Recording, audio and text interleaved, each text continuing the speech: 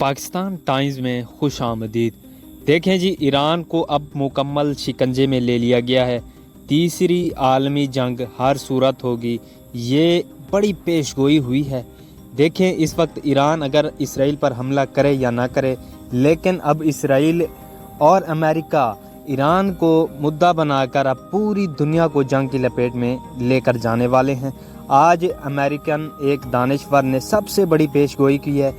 उन्होंने ये एक ख़बर के तौर पर सबको बताया है कि अब देखें, ईरान इस वक्त जिस जगह पर खड़ा है वो अब चाहे ये जंग करे या ना करे, लेकिन अमेरिका ने पूरा प्लान बना लिया है। वो अपना ताकत का जो उसने बलबूता है, पूरी दुनिया में जो वो ताकत पर खड़ा है, वो अब अपनी ताकत को कभी खोएगा नहीं, क्योंकि वो अपनी ताकत को जिस तरह मनवाता आया है अब भी बिल्कुल वैसा ही करेगा। तो देखें, अब दोबारा से ईरान अब नीचे घिसने वाला है। एक तो ईरान एटमी ताकत बनने वाला है, ये अमेरिका के लिए बहुत बड़ा एक डरावना ख्वाब की तरह है। तो अमेरिका चाह ये रहा है कि वो कभी भी ईरान को एटमी मुल्क ना बनने दे। तो एलेक्स जोन्स जो इस वक्त अमेरिकन रेडियो स्टेशन में एक बहुत बड़े दानिशवर हैं, उनका कहना ये है कि जो अमेरिकन इंटेलिजेंस है वो डोनाल्ड ट्रंप पर हमला करेगी। डोनाल्ड ट्रंप पहले जो उस पर थॉमस क्रॉक ने हमला किया था, बिल्कुल ऐसे एक हमला किया जाएगा।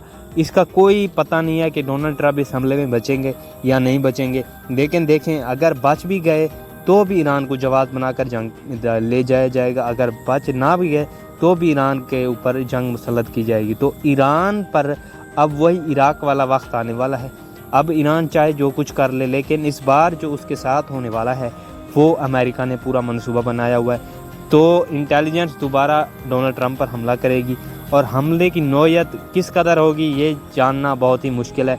तो देखें, अब जो बाइडन इस वक्त मुकम्मल पोजीशन संभाले हुए हैं, तो अमेरिकन इंटेलिजेंस इस्टेब्लिशमेंट जो है उन्होंने पूरा मंसूबा बना लिया है कि अब इसराइल को बचाना है, और जो फ़लस्तीन का जो आज़ाद रियासत का ख्वाब है, ये उभरता हुआ ख्वाब जो है, ये बिल्कुल दबा देना है।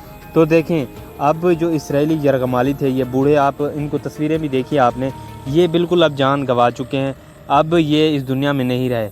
तो देखें, अब यहाँ बात दूसरी ये सुने कि इस वक्त जो अमेरिकन इंटेलिजेंस है वो मुकम्मल चौकन्ना है।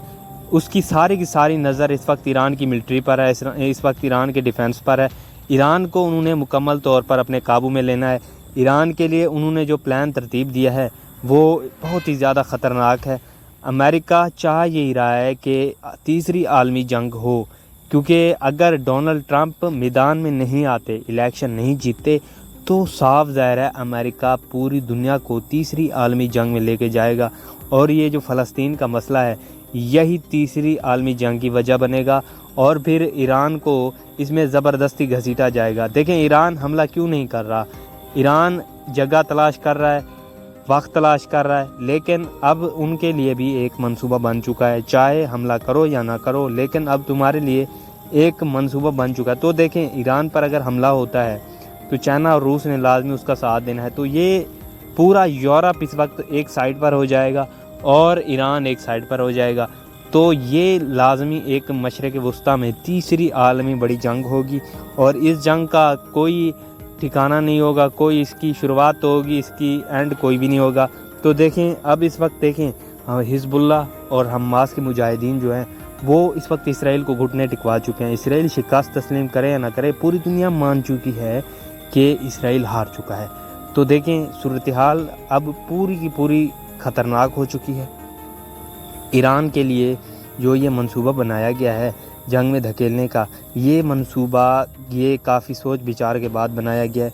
ये बार बार एंटोनी ब्लिंकन के जो चक्कर हैं तल अवीव के, इस पर ये मंसूबा बना है कि ईरान को अब जो तीसरी आलमी जंग है इसमें घसीट कर लाओ, ईरान के साथ अपने पुराने हिसाब किताब भी बराबर करो।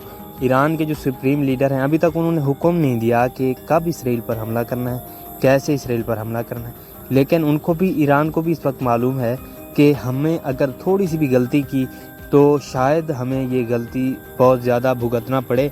तो हो सकता है कि हमें ये गलती ना करनी चाहिए। और देखें, इस वक्त इसराइल के लिए बहुत ही ज़्यादा सूरत हाल پیچیدہ ہو چکی ہے، کیونکہ حماس اور حزب اللہ اس کو پوری طریقے سے شکست دے چکے ہیں۔ فلسطین کا جو یہ خواب ہے یہ مجاہدین کا، یہ پورا ہو رہا ہے، اور یہ فلسطین کی ریاست ہے۔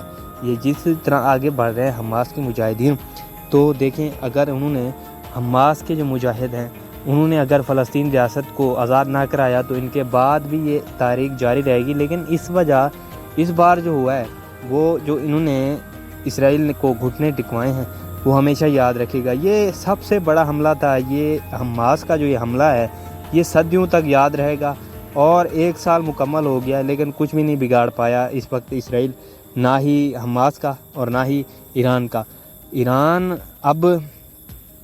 کے پاس جو ملٹری ہے وہ پاسدار انقلاب، تو اس وقت عراق کی مدد سے ایران، عراق اور یمن یہ اتنا پاورفل ملک نہیں ہے جتنا امریکہ اور اسرائیل ہے۔ تو اگر یہ جنگ میں داخل ہوتے ہیں تو ایران کو بہت زیادہ نقصان سمیٹنا پڑے گا، اور ایران کے حصے میں صرف اور صرف نقصان ہی آئے گا۔